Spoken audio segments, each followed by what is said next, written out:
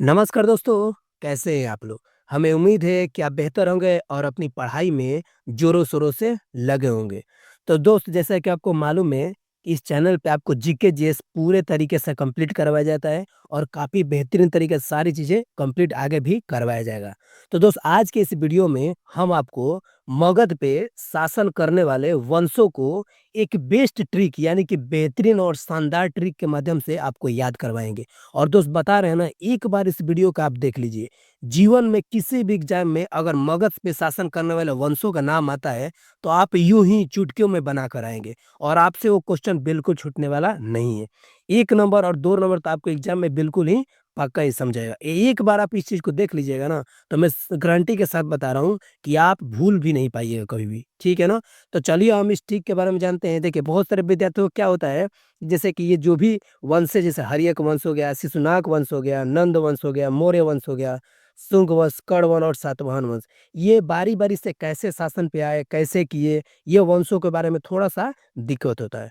तो चलिए हम बिना समय गँवाए आपको एकदम ट्रिक के माध्यम से सारी चीज़ें समझाते हैं। तो चलिए देखते हैं। तो देखिए, सबसे पहले हम ये जानते हैं कि भारत में प्राचीन काल में कुल कितने महाजनपद थे? तो 16 महाजनपद थे, ठीक है ना? जो कि बिहार में कितने थे? 3 महाजनपद थे, ठीक है ना? जैसे देखिए आपको मैप के माध्यम से बता देता कि आपको आसान होगा, ठीक है ना? देखिए, ये सपोज़ दैट ये मान लीजिए ये बिहार है, ठीक है ना? ये बिहार है, अब बिहार के देखिए कोई भी चीज़ समझिएगा ना, तो एक बार आपको मैप बनाना पड़ेगा, मैप से ज़्यादा बेहतर से समझ पाइएगा।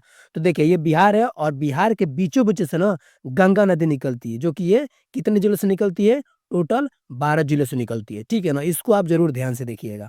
तो देखिए, ये गंगा नदी का जस्ट ये दक्षिण वाला जो एरिया है ना, ये वाला एरिया, ये जैसे कि मानते हैं कि ये पटना हो गया, गया होगा, नालंदा वाला एरिया, यही जो है मगध वाला एरिया है, ठीक है ना? बिहार में तो 3 महाजनपद राजवंश शासन करते थे, तो पहला जो था मगध था और दूसरा जो था जो गंगा नदी का उत्तर वाला एरिया कौन-सा हो गया?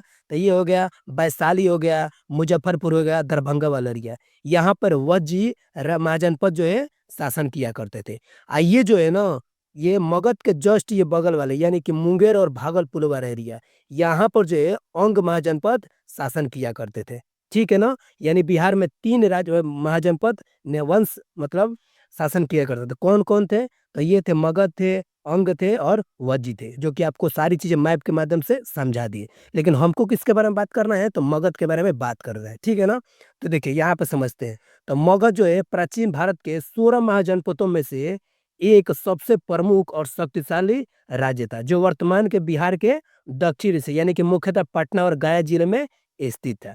ठीक है ना? अब इसकी राजधानी क्या थी? तो राजधानी इसके शुरुआती दौर में गिरिब्रज या फिर राजगिरी थी, क्योंकि राजगिरी इसलिए थी कि 5 पहाड़ियों के अंतर्गत घिरा हुआ एरिया को राजगिरी बोला जाता था। वर्तमान में इसको राजगीर बोला जाता है, जिसे बाद में पाटलिपुत्र यानी कि आज के पटना में स्थानांतरित किया गया था। ठीक है ना? अब चलिए हम इसको कौन-कौन से महाजनपद आए और किस तरीके से आए, उसको ट्रिक के माध्यम से समझते हैं। तो देखिए, सबसे पहले ये जान लेते हैं कि मगध पे शासन करने वाले कुल 7 राजवंश शासक थे। ठीक है ना? पहले कौन से थे? हर्यक वंश थे, दूसरे कौन थे? शिशुनाग वंश थे, तीसरे नंद वंश, चौथे मौर्य वंश और पाँचवें शुंग वंश और छठवें गौड़ वंश थे और अंतिम में कौन से थे? 7 मीन्स सातवाहन वंश थे। ठीक है ना? अब चलिए हम इसको ट्रिक के माध्यम से समझते हैं। जिनको भी जानकारी नहीं है, इनको लाइन बाय लाइन हम आपको बता दिए। अब चलिए सबसे बेहतरीन ट्रिक आपको समझ आते हैं। देखिए, ये हमारा ट्रिक है जिसको बोलते हैं क्या? हसीन मासुक शाह। ठीक है ना? बिना समय के हम आपको समझाते हैं। देखिए, हसीन मासुक सा 1-2 बार रिपीट कीजिएगा, आपको दिमाग में बैठ जाएगा। ह मतलब हर्यक वंश, सी मतलब शिशुनाग वंश, न मतलब नंद वंश, म मतलब मौर्य वंश, सु मतलब शुंग वंश, क मतलब कौण वंश। ठीक है ना?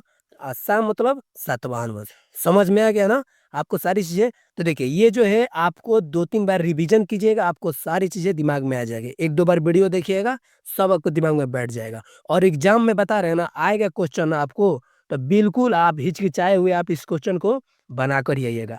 तो कैसे याद रखना है? हसीन मासुक शाह, हसीन मासुक शाह।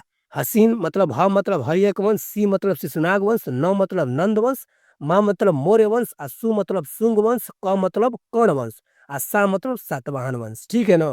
तो इसको 1-2 बार रिवीजन कीजिएगा, आपको सारी चीजें क्लियर हो जाएगी। तो दोस्त देख सकते हैं आपको सारी चीज़ें कितना बेहतरीन और कितना आसान शब्दों में सारी चीज़ें मैप के माध्यम से समझाया जा रहा है। अगर आप सच में सीरियस होकर एग्ज़ाम की तैयारी कर रहे हैं ना दोस्त, ये चैनल आपके लिए काफ़ी महत्वपूर्ण है। अगर वीडियो आपको अच्छा लग रहा है तो लाइक और सब्सक्राइब कीजिए और चैनल से जुड़ जाइए। जितना भी नए वीडियो लेकर हम आएँगे ना, आपके पास जल्दी से जल्दी पहुँच जाएगा। तो वीडियो देखने के लिए बहुत-बहुत धन्यवाद। Thank you so much.